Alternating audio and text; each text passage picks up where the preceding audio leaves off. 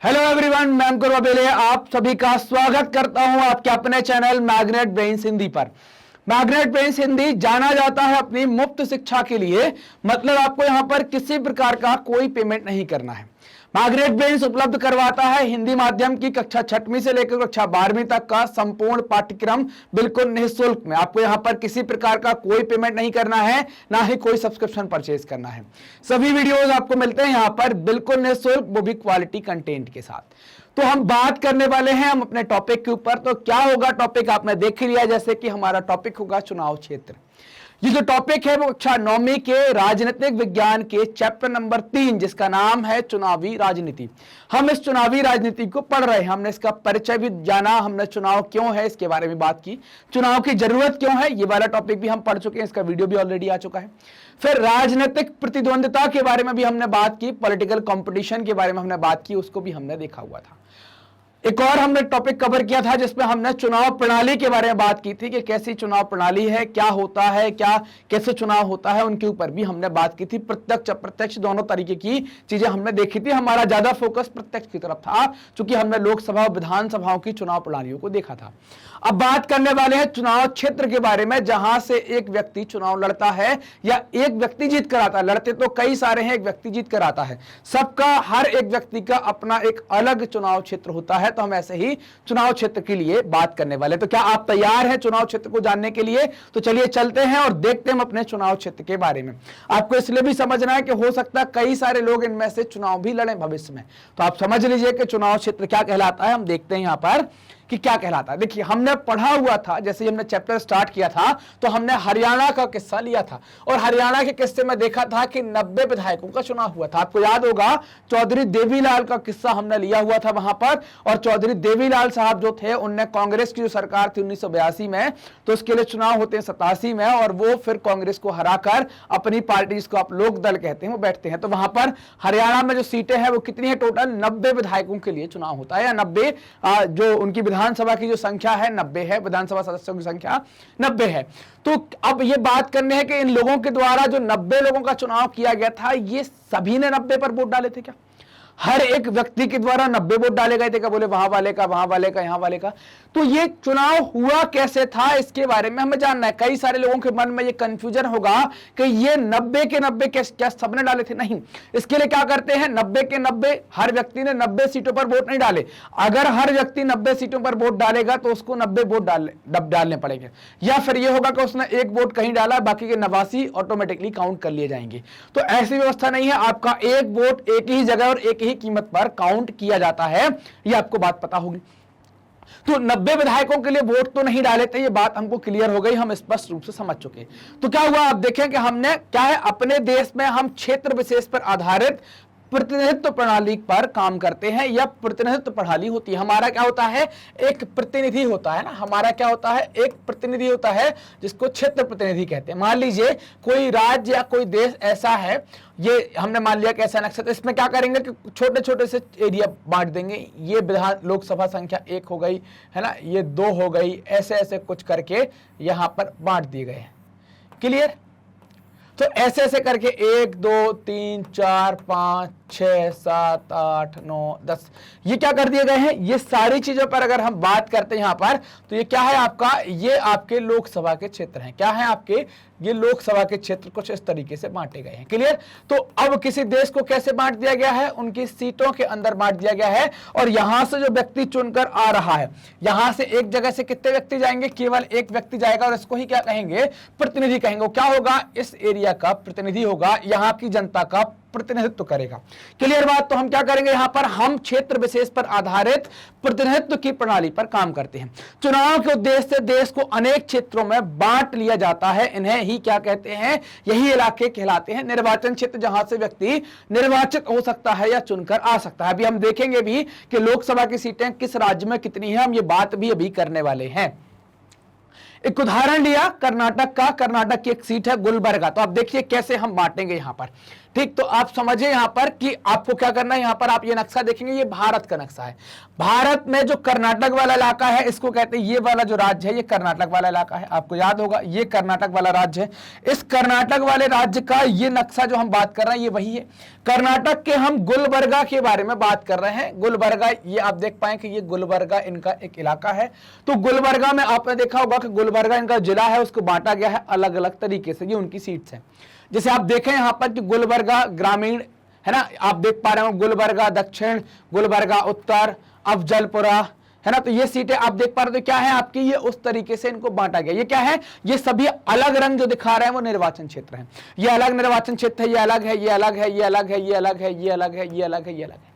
बीच बीच में आपको एससी भी लिखा मिल रहा होगा, तो इसका मतलब क्या है कि ये अनुसूचित जाति के लिए आरक्षित सीट है।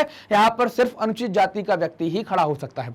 अगले वीडियो के अंदर हम जो आरक्षित निर्वाचन क्षेत्र हैं उनके बारे में भी बात करेंगे, उनको भी समझेंगे कि ये आरक्षित होती कैसे हैं और उनको करते कैसे हैं, ये व्यवस्था क्या होती है, उसके बारे में हम डिटेल चर्चा करेंगे, वो अगले वीडियो के अंदर करेंगे। तो ये बात समझ में आई कि हमने क्या किया कि देश के अंदर एक राज्य है, राज्य के अंदर एक जिला है, जिले के अंदर हमने देख लिया कि ये कैसा है। आपने देखा यहां पर कि गुलबर्गा हम जो संसदीय सीट है उसके बारे में बात कर रहे हैं, गुलबर्गा क्षेत्र के बारे में बात कर रहे हैं। तो यहां पर क्या कर दिया गया, गुलबर्गा के हमने क्या देखे, निर्वाचन क्षेत्र यहां पर देख लिया कि ऐसे इसमें बांटा गया है।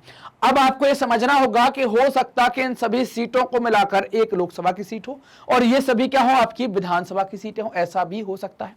तो क्लियर बात, तो ये क्या है आपका कि ये क्या होंगी, आपकी विधानसभा की सीटें हैं और इनको मिलाकर क्या कर दिया गया, गुलबर्गा एक आपका क्या हो गई, आपकी एक संसदीय सीट हो जाती है। आप ये समझें, ये समझने वाली बात है कि अगर कोई संसदीय क्षेत्र है तो उसके अंतर्गत कोई विधानसभा का क्षेत्र भी आ सकता है। जैसे ये क्या हो गया, ये संसदीय क्षेत्र हो गया, तो इसके अंतर्गत कितने विधानसभा के क्षेत्र आ गए, 1 2 3 4 5 6 7 8 9, लगभग 8-9 विधानसभा के क्षेत्र आ गए। तो किसी संसदीय क्षेत्र के अंदर इतने क्षेत्र हो सकते हैं। समझ में आई ना बात। तो हमने गुलबर्गा का उदाहरण देखकर यहां पर देखा, भारत का हिस्सा है कर्नाटक, कर्नाटक का हिस्सा है गुलबर्गा। अब बात क्या होगी कि जो प्रतिनिधि आता है, जो इन इलाके से चुनकर आता है, निर्वाचन क्षेत्र से चुनकर आता है, उसको हम कहते हैं जनप्रतिनिधि, क्योंकि वो जनता का प्रतिनिधि होगा, जनता के लिए काम करेगा, हमारे द्वारा निर्वाचित किया गया एक व्यक्ति होता है। तो ये जनप्रतिनिधि जो है वो प्रत्येक क्षेत्र का अपना एक अलग होता है ना, प्रत्येक क्षेत्र का अपना क्या है, हर एक क्षेत्र का जनप्रतिनिधि अलग है। जैसे कि आप बात करें यहां पर है ना, जैसे हम यहां पर देखें ये वीडियो अगर हम देखें यहां पर, तो आप देखें यहां का जनप्रतिनिधि अलग है, यहां का अलग है, यहां का अलग है, यहां का अलग है, यहां का अलग है, यहां का अलग है, ये सब अलग अलग हैं। और हर एक जगह की जनता ने सिर्फ यहां वाली जनता ने सिर्फ यहां वाले के वोट किया होगा, यहां वाले की ने यहां वाले के लिए वोट किया होगा। ये नहीं होगा कि यहां वाले यहां के ये वोट कर दे और ये वोट कर दे यहां के लिए, ऐसा नहीं होता है। जिस क्षेत्र के आप हैं उसी क्षेत्र के व्यक्ति को या जिस क्षेत्र में आपका मतदाता सूची में नाम है वहीं पर आप मत दे सकते हैं या उसी के लिए आप मत दे सकते हैं। आप ऐसा नहीं है कि आप रजिस्टर्ड हो उत्तर प्रदेश में वोट डालने के लिए चले गए जम्मू कश्मीर, ऐसा नहीं होता है। तो क्या होगा, प्रत्येक क्षेत्र का अपना एक अलग जनप्रतिनिधि होता है, उसे क्षेत्र में रहने वाले है ना, उसे क्षेत्र में रहने वाले मतदाता ही चुनाव करते हैं ना, या हम ऐसा कहते हैं कि उसका क्षेत्र में रहने वाले मतदाता ही चुनाव करते हैं। तो उस क्षेत्र में जो मतदाता रह रहे हैं उनके द्वारा ही इसका चुनाव किया जाएगा और कोई नहीं करेंगे। देश को लोकसभा चुनाव के लिए लगभग 543 है ना, कितनी 543 निर्वाचन क्षेत्रों में बांटा गया है। मतलब हर एक निर्वाचन क्षेत्र से एक जनप्रतिनिधि आएगा और उसको लोकसभा के मामले में क्या कहेंगे, वो सांसद कहलाएगा। मतलब यहां से चुने गए प्रतिनिधियों को संसद सदस्य कहा जाता है और इस संसद सदस्य को शॉर्ट फॉर्म में क्या कहते हैं, सांसद कहा जाता है। निर्वाचन कैसे होता है, निर्वाचन की प्रक्रिया बड़ी आसान है। यहां पर आपको मत डालना पड़ता है, लोकतांत्रिक पद्धति है और इस मत के माध्यम से आप ऐसे एक अपने प्रतिनिधि को चुनते हैं। इन्हीं प्रतिनिधि को आप सांसद कह सकते हैं और ऐसा व्यक्ति अगर विधानसभा में जीत गया है तो उसको आप विधायक भी कह सकते हैं। क्लियर बात। लोकतांत्रिक चुनाव की एक विशेषता यह है कि हर वोट का बराबर मूल्य होता है। यहां पर चाहे कोई भी डाले, अमीर गरीब है ना, कोई सी भी जाति का, किसी भी धर्म का, किसी भी लिंग का, सबके वोट की कीमत एक होती है, मतलब बराबर मानी जाती है। इसलिए हमारे संविधान में यह व्यवस्था है कि हर चुनाव क्षेत्र में मतदाताओं की संख्या में काफी हद तक एक समान हो जाती है ना। तो क्या है कि हर एक चुनाव के अंदर आप देखें या हर एक सीट के अंदर देखें, लगभग मतदाता की संख्या आपको एक सी देखने को मिलेगी। इसी प्रकार प्रत्येक राज्य को उसकी विधानसभा लोकसभा की सीटों के हिसाब से भी बांटा गया है। जैसे हम दिल्ली की बात करें, ये दिल्ली का नक्शा हमने ले लिया, कहां का नक्शा है, दिल्ली का। हालांकि ये पूर्ण राज्य नहीं है, फिर भी यहां पर विधानसभा इस कारण से लिया है, छोटा राज्य है।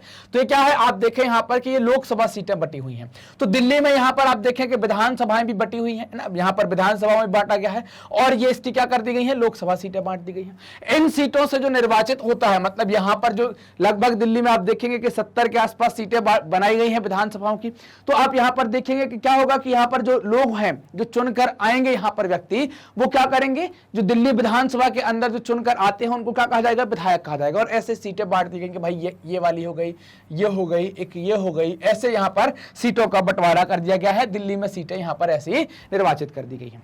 प्रत्येक संसदीय निर्वाचन क्षेत्र में विधानसभा के भी कई निर्वाचन क्षेत्र आते हैं। जैसे आप समझिए, कैसे समझेंगे आप, जैसे ये वाला जो विधानसभा क्षेत्र है और संसदीय क्षेत्र है उत्तर पश्चिम दिल्ली, तो यहां पर एक विधायक यहां से आ सकता है, एक यहां से आ सकता है, एक यहां से आ सकता है, एक यहां से आ सकता है, ऐसा हो सकता है। समझ रहे हैं ना कि एक अगर हम यहां की केवल बात कर रहे हैं, केवल यहां की बात कर रहे हैं उत्तर पश्चिम दिल्ली की, तो यहां से कई सारे विधायक आ सकते हैं, है ना। तो आप देखें यहां से 8-9 विधायक या 8-9 विधानसभाएं हो सकती हैं, ज्यादा भी हो सकती हैं, कम भी हो सकती हैं, कोई दिक्कत यहां पर ऐसी नहीं होती। पंचायत और नगर पालिका के चुनाव में यह तरीका अपनाया जाता है। पंचायत और नगर पालिका के अंदर भी यही तरीका अपनाया जाता है कि इनका क्षेत्र भी विधानसभा लोकसभा के अंतर्गत आ सकता है।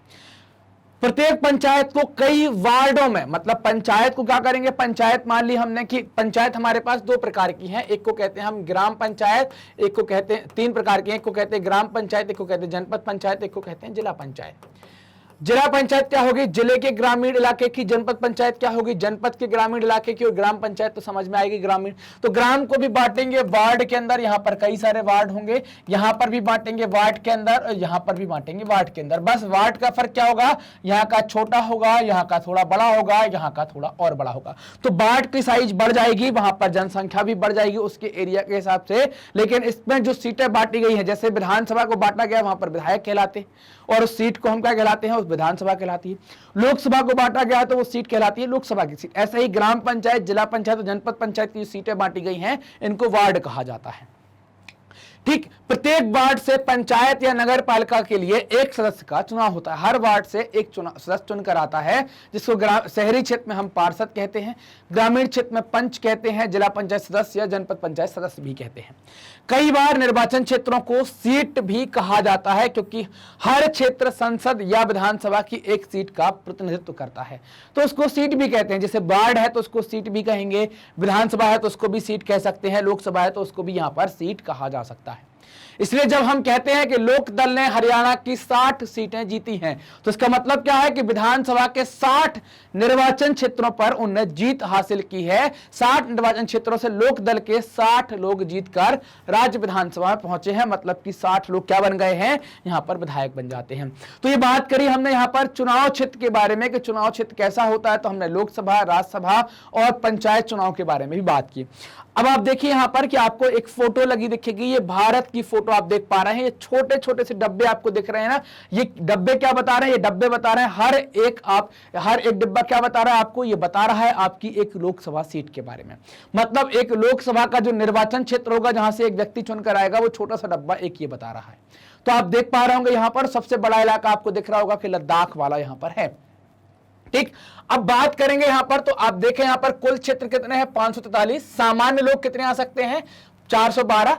अनुसूचित जाति के कितने आ सकते हैं, 84। और अनुसूचित जनजाति कितने आ सकते हैं, 47। मतलब रिजर्वेशन वाली बात जो है वो यहां पर है, लगभग 131 के आसपास सीट यहां पर रिजर्व कर दी गई है। क्लियर।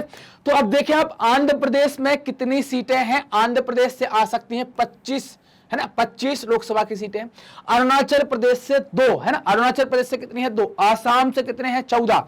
बिहार से कितने हैं, 40। छत्तीसगढ़ में कितने हैं, 11। गोवा में कितने हैं, 2। गुजरात से कितनी है, 26। हरियाणा में कितनी है, 10। हिमाचल प्रदेश में कितनी है, 4। झारखंड में कितनी है, 14। कर्नाटक में कितनी है, 28। केरल में कितनी है, 20। मध्य प्रदेश में कितनी है, 29। और महाराष्ट्र में कितनी है, 48। फिर बात आई मणिपुर में कितनी है, 2। मेघालय में कितनी है, 2। मिजोरम में है 1। नागालैंड में है 1। उड़ीसा में कितनी है, 21। पंजाब में है 13। राजस्थान में 25। सिक्किम में 1। तमिलनाडु में है 39, तेलंगाना में 17, त्रिपुरा में है 2, उत्तर प्रदेश में 80 सर्वाधिक, उत्तराखंड में है 5 और पश्चिम बंगाल में है 42। तो आपको शुरू के 5 तो निकालने हैं सबसे हाईएस्ट, तो एक तो आ गई आपके पास 80 वाली। दूसरी आपके पास क्या आ जाएगी कि जो दूसरे नंबर पर सबसे ज्यादा होंगे वो आप देखेंगे महाराष्ट्र में पा रहे हैं 48। तीसरे नंबर में आप कहां पा रहे हैं 40। आप कहां पा रहे हैं बिहार के अंदर पा पाएंगे। पश्चिम बंगाल के अंदर कितने हैं, तो अगर हम देखें पश्चिम बंगाल के अंदर तो आपको 42 देखने को मिलेंगे। तो 4-5 नाम आप हाईएस्ट के लिखेंगे। फिर आप लिखेंगे 1 सीट वाले कितने राज्य हैं उनके नाम लिखेंगे, 2 सीट वाले कितने राज्य उनके नाम लिखेंगे। ये आपको लिखना है, आपकी कॉपी के अंदर करना है। ऐसे कोई राज्य हैं जहां पर संख्या समान होते दिख रही है 1-2 के अलावा, तो 25-25 के कुछ दिख रहे हैं कि यहां पर, तो 25-25 के हमको यहां पर 2 दिख रहे हैं। आंध्र प्रदेश में भी 25 है और राजस्थान के अंदर ही 25 है, तो इनको भी लिखना है कभी आपसे यहां पर। तो ठीक है, कंपटीशन में भी ये बहुत आते हैं इस तरीके के सवाल, कभी कभी पूछ ले जाते हैं आपसे भी, एमसीक्यू टाइप में कुछ भी पूछा जा सकता है। अब बात करेंगे केंद्र शासित प्रदेशों के बारे में, हमको बात करनी है। केंद्र शासित प्रदेश कौन कौन से हमारे पास, अंडमान निकोबार द्वीप समूह, चंडीगढ़, दादर एवं नागर हवेली, दमन और द्वीप, है ना, दिल्ली, जम्मू और कश्मीर, लद्दाख, लक्षद्वीप और पुदुचेरी। यहां पर बात करें तो अंडमान निकोबार के लिए 1, चंडीगढ़ के लिए 1, दादर नागर हवेली और दमन द्वीप आजकल मर्ज हो गए हैं, है ना। वर्तमान स्थिति देखें तो दोनों को 1 कर दिया गया है, तो यहां पर 2 सीट हो जाएंगी। अगर अलग अलग देखते हैं तो दादर नागर हवेली की 1 और दमन द्वीप की 1। दिल्ली सर्वाधिक है, केंद्र शासित प्रदेशों में सर्वाधिक सीटें दिल्ली के अंदर है 7, और दूसरा बड़ा राज्य अगर आप देखेंगे तो जम्मू एंड कश्मीर है, यहां पर आपको मिलेंगी 5। लद्दाख से 1, लक्षद्वीप से 1 और पुदुचेरी से 1। ये हमारे केंद्र शासित प्रदेश हैं जहां से हमारी लोकसभा की सीटें आती हैं। तो ये सारी बातें हमने यहां पर देखी कि हमारा लोकसभा का प्रतिनिधित्व कैसा है, ये आप देख पा रहे होंगे। ये रंग बिरंगा बना दिया गया है अलग अलग जगह पर, तो ये सिर्फ इसलिए डब्बे बांटे गए हैं ताकि आप समझ पाए आसानी से कि इसको हर एक इलाका ये क्या कहलाता है, इसको निर्वाचन क्षेत्र कहते हैं, एक लोकसभा की सीट कहलाती है। यहां से जो व्यक्ति जीत कर आता है उसको उस क्षेत्र का प्रतिनिधि कहते हैं और वो सांसद कहलाता है। ऐसे ही इसी तरीके से विधानसभाएं बांटी गई होंगी राज्य में, वहां वो क्या होगा, विधानसभा का निर्वाचन क्षेत्र होता है, वहां से चुनकर आने वाले व्यक्ति को विधानसभा का जनप्रतिनिधि या फिर हम विधायक कहते हैं। क्लियर बात। तो यहां पर हमने बात की चुनाव क्षेत्र के बारे में, हमने चुनाव क्षेत्र को समझा, लोकसभा, राज्यसभा और स्थानीय चुनाव के क्षेत्रों के बारे में हमने बात की। मैग्नेट ब्रेन्स ने आपकी सुविधा के लिए अपनी एक वेबसाइट बनाई है। सुविधा का मतलब यह है कि आपको वहां पर लेक्चर्स जो हैं बड़े व्यवस्थित तरीके से मिलेंगे, कोर्स वाइज, क्लास वाइज, है ना, टॉपिक वाइज, आपको बहुत सिस्टमैटिक तरीके से वीडियो मिलेंगे। तो वेबसाइट का उपयोग करने के लिए टाइप करेंगे magnetbrains.com और जैसे ही आप टाइप करते हैं आप हमारी वेबसाइट में पहुंच जाएंगे। वेबसाइट में पहुंचते ही आपको कोर्सेज का ऑप्शन आएगा जहां पर आप अलग अलग कोर्स चुन सकते हैं। मान लीजिए कि हिंदी मीडियम हमने सेलेक्ट कर लिया, तो यहां पर आपको कई सारे कोर्स आ जाएंगे, जैसे क्लास 12th 11th 9th, है ना, तो आपको फिर यहां से क्लास चुननी है। आपने सेलेक्ट किया कि आपने क्लास 9 सेलेक्ट करेंगे तो आपको सारे टीचर्स आपके सामने होंगे, सारे सब्जेक्ट आपके सामने होंगे, जो सब्जेक्ट आप पढ़ना चाहें। मान लीजिए कि आप यहां से राजनीति विज्ञान पढ़ना चाहते हैं, तो आपने यहां पर वॉच नाउ पर क्लिक किया। जैसे ही आप वॉच नाउ पर यहां पर क्लिक करते हैं तो क्या होगा, ये वीडियो कुछ चल जाएगा। कैसे चलेगा, वॉच नाउ पर क्लिक करेंगे तो वीडियो चलने के पहले क्या होगा, वीडियो चलने के पहले आपको यहां की प्लेलिस्ट मिलेगी, चैप्टर वाइज प्लेलिस्ट मिलेगी कि आपको किस चैप्टर का वीडियो देखना है, आपको परेशानी नहीं होगी। ऐसी चैप्टर वाइज आपको चैप्टर नंबर 1 देखना है, क्लिक किया, उस चैप्टर के सारे वीडियो खुल गए। जो वीडियो देखना है उसके आगे वॉच नाउ है, क्लिक करेंगे और ऐसा कुछ वीडियो चल जाएगा।